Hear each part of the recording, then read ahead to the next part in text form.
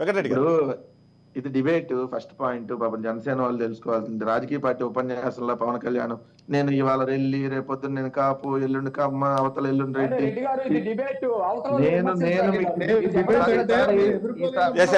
One by one మాట్లాడదాం please, one by one మాట్లాడదాం. ఎవరికి పర్సనల్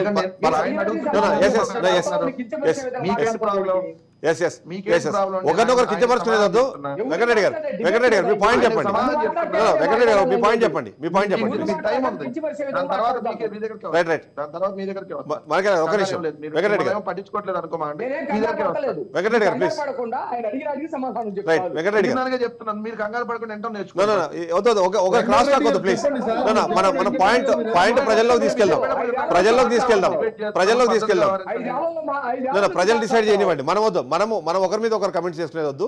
లెట్ ప్రజలు డిసైడ్ చేయనివ్వండి. ఎందుకు కాపు సామాజిక వర్గం అన్నారంటే ఆయనే చెప్పాడు, ఏమని, ఏం రెడ్లే ముఖ్యమంత్రులా లేదంటే కమ్మోళ్ళే ముఖ్యమంత్రులా, కాపులకు రాజ్యాధికారం వద్దా అని చెప్పి చాలా పార్టీ ఆఫీసులో హరిరామ జోగయ్య గారు కాపు సంక్షేమ సేన ఆధ్వర్యంలో మీటింగ్ జరిగితే కాపులు ముందుండి నడిపించాలి, కాపు తెలగ బలిజలకు రాజ్యాధికారం రావాలి, ముఖ్యమంత్రి పదం మనకు ఎందుకు రాకూడదని చెప్పినప్పుడు మరి దాని తర్వాత ఇప్పుడు ముఖ్యమంత్రి పదం మనకొద్దు, కమ్మాలకే ఇవ్వండి, నేను కమ్మాలకి ప్రతినిధిగా ఉంటాను, చంద్రబాబు నాయుడు చంద్రబాబు నాయుడు గారికి ఇవ్వడానికి ఆయన కారణాలు చెప్పారు. కమ్మ అనే కులానికి సంబంధించి నాది అవ్వలేదు. పోయినసారి ఆయన ఎందుకు పోటీ చేశాడు, భీమవరం గాజువాకలో అత్యధిక కాపులు ఉన్నారు, అందుకని అక్కడి నుంచి పోటీ. ఈ రోజు కూడా పిఠాపురంలో అత్యధిక కాపులు ఉన్నారు కాబట్టి తన సామాజిక వర్గం ఏమన్నా ఓట్లేస్తే కనీసం ఏమన్నా గుడ్లో మెల్లగా ఉన్న అవకాశం ఉంటుందా అనేటటువంటి అవకాశంతో పోటీ చేస్తున్నాడు. రెండు, ఆయన ఇందాక తెలుగుదేశం ప్రతినిధి అంటారు పులివెందులో రెడ్లు ఎక్కువ ఉన్నారు కాబట్టి జగన్మోహన్ రెడ్డి గారు పోటీ చేస్తున్నారంట. అవతల కూడా పోటీ చేసేది రెడ్లే సార్, పులివెందుల్లో తెలుగుదేశం నుంచి పోటీ చేసేది కూడా రెడ్లే.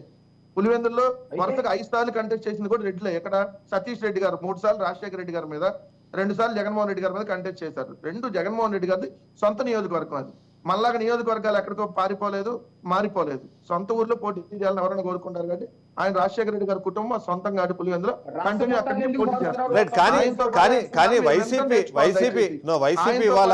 150 మందిని గెలిపించుకున్నాడు ఎవరి మద్దతు లేకుండా.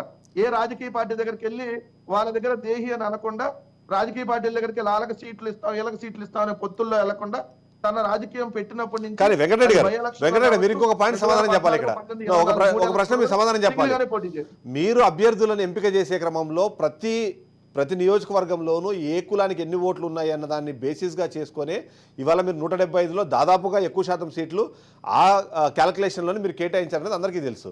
ఇప్పుడు ఈయన ఒకవేళ 90,000 ఓట్లు ఉన్న ఒక నియోజకవర్గానికి వెళ్ళినంత మాత్రం తప్పు అని మనము ప్రొజెక్ట్ చేయాల్సిన అవసరం, లేకపోతే దాన్ని అలా చెప్పాల్సిన అవసరం కూడా లేదేమో సార్. దయచేసి మేము తప్పంటలేదు సార్, ఆ మాట మీద నిలబడి పోటీ చేయమంటాం. అప్పుడు కూడా పిఠాపురం నుంచి పోటీ చేయండి, మళ్ళీ పారిపోయి కాకినాడ పార్లమెంటో ఇంకోటి అనొద్దు, పిఠాపురం నుంచి పోటీ చేయమండి. ఎందుకంటే నన్ను ఇచ్చిన స్టేట్మెంట్ చూశారు కదా, ఆయన అమిత్ షా గారు ఆదేశిస్తే, మోడీ గారు చెప్తే కాదండి, ఈయన భారతీయ జనతా పార్టీ జనసేన పార్టీయా, ఈయన రాజకీయ పార్టీ అధ్యక్షుడు అయ్యి వాళ్ళు ఎవరో చెబితే పోటీ చేయటం ఏంది? మినిమం బేసిక్ గా ఆలోచించ సార్, వినండి సార్ పోటీ చేస్తా అని చెప్పాలి.